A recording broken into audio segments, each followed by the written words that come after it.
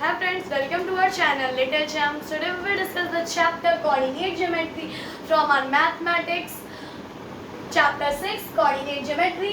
Topic number second section formula. इससे पहले हम लोग ने कोऑर्डिनेट ज्योमेट्री स्टार्ट किया था, उसका हम लोग ने इंट्रोडक्टरी वीडियो देखा था और हम लोग ने फिर पहला इंट्रोडक्शन बात की थी और फिर दूसरा हम लोग ने डिस्टेंस फॉर्मूला पे बात किया था. उसके के बेस पे दो क्वेश्चंस हम लोग ने किए थे. तो आज के टॉपिक है हमारा section formula which is the chapter coordinate geometry. Coordinate geometry से सेक्शन फॉर्मूला आज हम लोग डिस्कस करेंगे. So please watch the video till the end and like and subscribe my channel. Let's start the video. तो basically आज हम लोग section formula के बारे में पढ़ेंगे. आइए देख लेते हैं क्या लिखा है. सेक्शन फॉर्मूला होता क्या है ये देख लेते हैं. If P x comma y divides the join A and B in the ratio m is to n, then तो बेसिकली कोई एक लाइन है जो हमारे रेशियो में डिवाइड होती है, और रेशियो हम लोग दे रखी रहती है. रेशियो है हमारा 1:m:n. अब अलग अलग बुक में अलग अलग टाइप से आपको दे रखा होगा. एनसीईआरटी में कुछ और दे रखा होगा, आरएस में और दे रखा होगा, आरडी में कुछ और दे रखा है. तो सबकी लैंग्वेज अलग हो सकती, लेकिन रेशियो कॉमन होगा. किसी के में m1 रेशियो m2 दे रखा होगा, किसी के में n1 रेशियो n2 दे रखा होगा. तो लेकिन रेशियो का मतलब कांस्टेंट ही रहेगा. ये फॉर्मूला में कांस्टेंट ही रहेगा, भले इसका डिनोशन चाहे कुछ भी हो. डिनोशन मैटर नहीं करता, लेकिन रेशियो हमारा कांस्टेंट रहेगा. फॉर्मूले में रेशियो कांस्टेंट रहेगा. तो फिर आइए गाइस देख लेते हैं फॉर्मूला होता क्या है इसका फॉर्मूला होता है x m x1 plus n x2 upon m plus n. जो वैल्यू होगी m और n की वो क्वेश्चन में गिवन होगी. आपसे रेशियो पूछेगा. लेकिन देखिए गाइस, अब इसको कुछ books m1 upon m2 mark कर सकते हैं, लेकिन वो m1 और m2 हमारा रेशियो को ही डिफाइन करेगा. हमारा रेशियो को ही डिफाइन करेगा. तो मैंने क्या लिया है रेशियो को m:n. तो आइए हम लोग अपने डिनोशन से चलते हैं. m:1. तो ये हो गया. अब my1 plus my2 upon m plus n. my1 plus my2 upon m plus 1. ये हो गया हमारा फॉर्मूला. बेसिकली किसका फॉर्मूला होगा? Section formula. Basically section formula में एक और फॉर्मूला आएगा जिसके बारे में हम लोग बात करेंगे. ये हो गया हमारा सेक्शन फॉर्मूला. क्या हो रहा है इसमें? बेसिकली मैंने बताया था आपको, कोऑर्डिनेट हमारे x से स्टार्ट होता है, y पे एंड होता है. कोऑर्डिनेट x, y होते हैं. x, y डिवाइड कर रहे हैं एक लाइन को AB, जो कि ज्वाइन है AB, और उसका रेशियो दे रखा है हमको n:m:1. अब अगर मान लीजिए क्वेश्चन कैसे पूछा जाएगा, क्वेश्चन आपसे ऐसे पूछा जाएगा, यहाँ वैल्यू दे रखी होगी, यहाँ वैल्यू दे रखी होगी, यहाँ वैल्यू दे रखी होगी.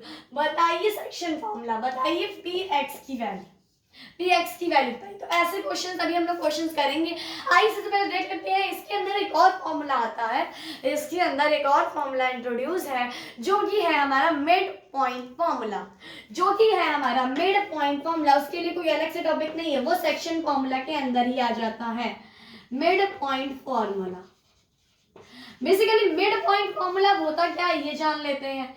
मिड पॉइंट फॉर्मूला होता क्या है बेसिकली ये जान लेते हैं. किसी भी लाइन में कोऑर्डिनेट दे रखे हो, मिड पॉइंट निकालना हो. कोऑर्डिनेट x, y और x2, y2. तो ये कोऑर्डिनेट दे रखे हैं. गाइस देखिएगा ध्यान से, बहुत ही इजी होता है मिड पॉइंट फॉर्मूला. ये कोऑर्डिनेट दे रखे हैं और इसका मिड पॉइंट निकालना हो, उसके लिए यूज करेंगे हम लोग मिड पॉइंट फॉर्मूला. तो आइए बेसिकली देख लेते हैं मिड पॉइंट फॉर्मूला होता क्या. मिड पॉइंट फॉर्मूला बेसिकली कुछ नहीं होता. x1 plus x2 upon 2, y1 plus y2 upon 2. ये होता है बेसिकली हमारा mid point formula. Mid point formula का यूज कहाँ आएगा? जहां हम लोग को कोऑर्डिनेट्स दे रखे होंगे और हम लोग को मिड पॉइंट निकालना होगा. जहां हम लोग को कोऑर्डिनेट्स दे रखे होंगे, मिड पॉइंट निकालना, या फिर क्वेश्चन घुमा के भी आपको दे सकते हैं. मिड पॉइंट दे रखा हो, एक कोऑर्डिनेट दे रखा हो, दूसरा कोऑर्डिनेट निकाल, वो क्वेश्चन पे डिपेंड करता है. तो बेसिकली ये है हमारा सेक्शन फॉर्मूला, और ये है हमारा मिड पॉइंट. ये है हमारा मिड पॉइंट फॉर्मूला, ये है हमारा मिड पॉइंट फॉर्मूला। तो इन दोनों का ही यूज हम लोग इन दोनों को ही अच्छे समझेंगे विद एन एग्जांपल। इसका अलग एग्जांपल करेंगे, इसका अलग एग्जांपल करेंगे, जो ये अच्छे से क्लियर हो जाए। Let's do some example. So guys basically ये हमारा एक क्वेश्चन है, ये बेसिकली हमारा एक क्वेश्चन है, किस पे बेस्ड है, सेक्शन फॉर्मूला पे बेस्ड है। ये हमारा सेक्शन फॉर्मूला है, ये हमारा मिड पॉइंट फॉर्मूला है। तो फिर आइए गाइस करते हैं क्वेश्चन बढ़ते हैं। Find the coordinate of the point which divides the line segment joining to the point A, ये दे रखा है कोऑर्डिनेट, and B, ये दे रखा है कोऑर्डिनेट, in the ratio 3:2। अब बेसिकली गाइस आपको रेशियो यहाँ पे 3:2 रख, दोनों ही रेशियो अलग है, दोनों ही रेशियो अलग है। अगर रेशियो 2:2 दे रखे होते तो हम लोग ये वाला फॉर्मूला भी यूज कर सकते थे। अगर रेशियो 2:2 दे रखे थे तो हम लोग ये वाला फॉर्मूला यूज करते हैं। वो मैं तब बताऊंगी जब हम लोग और क्वेश्चन करेंगे जिसमें हमारे रेशियो सेम दे रखे होंगे। पहले आइए इस क्वेश्चन को सॉल्व करते हैं।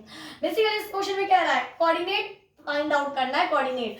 तो सेक्शन फॉर्मूला हमारा क्या ये है, ये कोऑर्डिनेट, ये हमारे कोऑर्डिनेट का भी फॉर्मूला है। तो ये हमारा सेक्शन फॉर्मूला, इस पे हम बेसिकली हम लोग को रेशियो दे रखा है। रेशियो क्या है हमारा 3:2। तो m हम लोग 3 को मानेंगे और m हम लोग 2 को मानेंगे, ठीक है।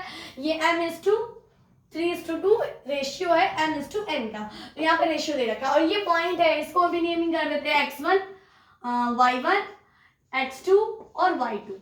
ये भी नेमिंग हो गई x1, y1, x2, y2। अब आएगा इस पे, बस इस पे फॉर्मूला पुट कर दे, वैल्यू पुट कर दें। पहले x की वैल्यू निकाल लेते हैं, मालूम ही होगा जब यहाँ पे x है तो ये x की वैल्यू होगी, जब यहाँ पे y है तो ये y की वैल्यू होगी। तो आइए पहले x की वैल्यू निकाल लेते हैं। तो x is equals to mx1 plus mx2 upon m plus n। Basically guys मैंने यही फॉर्मूला कॉपी किया है। अब फॉर्मूला लगा के y की भी लिख लेते हैं, my1 plus my2 upon m plus n। आई गाइस वैल्यू पुट करते हैं। m की वैल्यू क्या है 3 है, x1 की वैल्यू क्या है हमारी 4 है, ब्रैकेट में कर लेते हैं। n की वैल्यू क्या है 2 है और x2 की वैल्यू क्या है, x2 की वैल्यू हमारी 9 है अपॉन हाँ, अब m की वैल्यू क्या है 3 है प्लस n की वैल्यू क्या है 2 है। बेसिकली हम लोगों को कुछ नहीं करना है, ये तो बचपन से सीखा होगा, इसको सॉल्व करना है। इसको सॉल्व कर लेते हैं। 4 3 12, 9 2 18 और 3 + 2 5। अब इसको ऐड कर लेते हैं, 8 + 2 10, 1 गया कैरी, 30 अपॉन 5 इज इक्वल्स। तो आंसर क्या आएगा इस हमारा, 5 को 30 से काटिए 6 आएगा। तो आंसर क्या है, x की वैल्यू हमारी 6 आई। आइए y की वैल्यू निकालते हैं इस तरह से। बेसिकली बस हम लोग को इस केस में सिर्फ हम लोग को वैल्यू पुट करनी है। अगर आपने वैल्यू पुट करने में थोड़ी सी भी गलती कर दी तो आपका क्वेश्चन आंसर गलत आएगा। अगर मान लीजिए मैंने यहाँ पे कुछ और लिख दिया, मुझे नहीं दिखा ये 9 है, तो आंसर बदल जाएगा।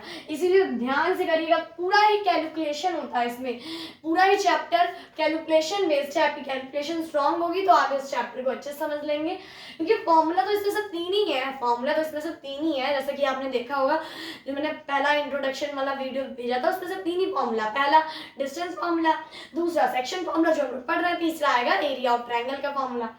तो आइए गाइस अब y की टॉपिक पे आते हैं, y की वैल्यू रखते हैं। अब y में m क्या दे रखा है, m तो हमारा वही रहेगा 3। y1 क्या दे रखा है, y1 हम लोग को दे रखा है -3, y1 -3 दे रखा है। n क्या दे रखा है, n सेम रहेगा 2 है हमारा n। और y2 क्या दे रखा है, y2 7 दे रखा है अपॉन 3 + 2।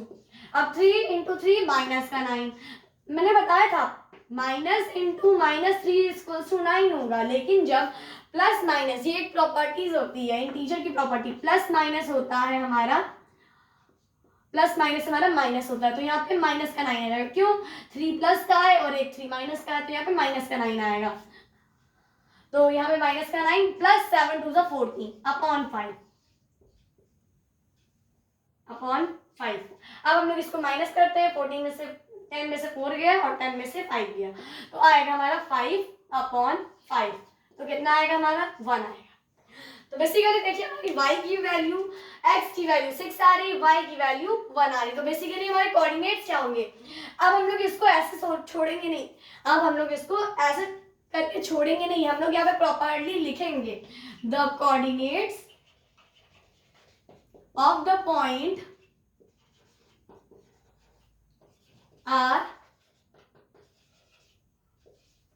क्या है, x हमारा 6 है तो x हमारा 6 है तो 6 पहले आएगा, जैसे कि मैंने बताया था कोऑर्डिनेट में x पहले लिखते हैं y बाद में लिखते हैं, तो x हमारा 6 है तो 6 पहले आएगा, y हमारा 1 है तो y पहले। ये इसलिए लिखना जरूरी होता है, बाय चांस हम लोग ने कैलकुलेशन की है, बाय चांस ये बोर्ड पॉइंट ऑफ व्यू से लिखा जाता है, ये बोर्ड पॉइंट ऑफ व्यू से लिखा जाता है। बोर्ड में मान लीजिए आपने रफ कैलकुलेशन की है और फिर अगर आपने रफ कैलकुलेशन की है, फिर आपने आंसर जब लिखा वहां पे मान लीजिए 1 की जगह आपने 2 लिख दिया, आपने रफ में कैलकुलेशन की 1 की जगह आपने 2 लिख दिया, जब आप इसको दोबारा लिखेंगे तब आपको रिकॉल हो जाएगा कि हाँ अरे हाँ मैंने रफ में 1 निकाला था, यहाँ मैंने 2 कैसे कर दिया, तो आपकी ये गलती सही हो जाएगी।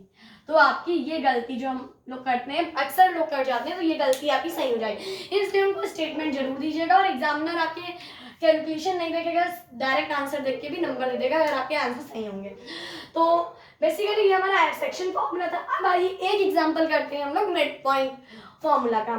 तो let's do one example of mid. Guys basically ये हमारा क्वेश्चन दे रखा है, तो क्वेश्चन क्या है, ये हमारा क्वेश्चन बेस्ड है मिड पॉइंट फॉर्मूले पे। आइए कर लेते हैं, find the mid point of the line segment A and B. तो ए का कोऑर्डिनेट हम लोग को ये दे रखा है, बी का कोऑर्डिनेट ये दे रखा है। आइए एक अपनी डायग्राम बना लेते हैं सबसे पहले। तो डायग्राम हमारा कैसा बनेगा, बेसिकली ये एक पॉइंट है, ये एक पॉइंट है, इसको ज्वाइन करते हैं। ए हमारा क्या दे रखा है, ये ए है ये बी है। तो हमारे ए में कौन से कोऑर्डिनेट दे रखे हैं, 2, 3। तो 2, 3। बी में कौन से कोऑर्डिनेट दे रखे हैं, 3, 2। तो 3, 2 हो जाएगा। अब इसका मिड पॉइंट पूछ रहा है, अब मैं ऐसे तो डिनोट कर नहीं सकती कि ये इसका मिड पॉइंट हो, कुछ भी हो सकता है इसका मिड पॉइंट, हम लोग को पता थोड़ा रहता है, इसका मिड पॉइंट पूछा जा रहा है हम लोग से। तो आइए बिल्कुल से पहले ये वाला फॉर्मूला यूज करेंगे। आइए इसको नेमिंग दे देते हैं x1 y1 और x2 y2। तो आइए गाइस देख लेते हैं क्वेश्चन को। बस अब क्या करेंगे हम लोग, ये वाला फॉर्मूला पुट करेंगे। तो बेसिकली जहां x यूज हो रहा है वो x हो जाएगा, जहां y यूज हो रहा है वो y हो जाएगा। तो आइए x is equals to x upon x1 plus x2 upon 2 और comma y is equals to y1 plus y2 upon 2। तो बेसिकली गाइस आप देख रहे होंगे मैंने कुछ नहीं किया, अभी मैंने फॉर्मूला को दोबारा नोट किया है। तो अब हम लोग देख लेते हैं, इसको सॉल्व करते हैं। सॉल्व कैसे करेंगे, बस वैल्यू पुट करते जाएंगे और आंसर हमारा आ जाएगा। आई गाइस वैल्यू पुट, x1 क्या है हमारा, x1 हमारा 2 दे रखा है तो 2 प्लस करेंगे। x2 क्या है, x2 हमारा 3 दे रखा है तो 3 करेंगे अपॉन 2 कर देंगे। तो आंसर क्या आएगा, 3 + 2 5 अपॉन, ये हमारा 5 अपॉन 2 आ रहा है। अब हम लोग y इज इक्वल्स टू करेंगे, y1 क्या दे रखा है, y1 हमारा 3 दे रखा है, प्लस y2 क्या दे रखा है, 2 दे रखा है, और अपॉन क्या करेंगे, 2 करेंगे। तो ये भी y भी हमारा 5 अपॉन 2 आ रहा है। तो बेसिकली अब हम लोग क्या लिखेंगे, the mid point of the line, the mid point of the line of the line segment A and B is 5/2, 5/2। बस यहाँ पे छोड़ देंगे। अगर आप इसको डेसिमल में कन्वर्ट करना चाहे तो डेसिमल में भी आंसर आप दे सकते हैं, लेकिन बेसिकली आंसर आप फ्रैक्शन में भी छोड़ सकते हैं। इसमें कोई वो नहीं है डेसिमल में कन्वर्ट करना है जरूरी है, फ्रैक्शन में करना जरूरी। तो बेसिकली गाइस आज हम लोग ने सेक्शन फॉर्मूला पे बेस्ड क्वेश्चन देखे, मिड पॉइंट फॉर्मूला पे बेस्ड क्वेश्चन देखे। तो आज का वीडियो यहीं तक गाइस, मिलते हैं नेक्स्ट वीडियो में with a new topic which is area related to triangle, और वो हमारा कोऑर्डिनेट ज्योमेट्री का टॉपिक नंबर 3 होगा, लास्ट टॉपिक होगा इस चैप्टर का। सो गाइस आज के लिए इतना ही। Please like and subscribe my channel. जय हिंद दोस्तों।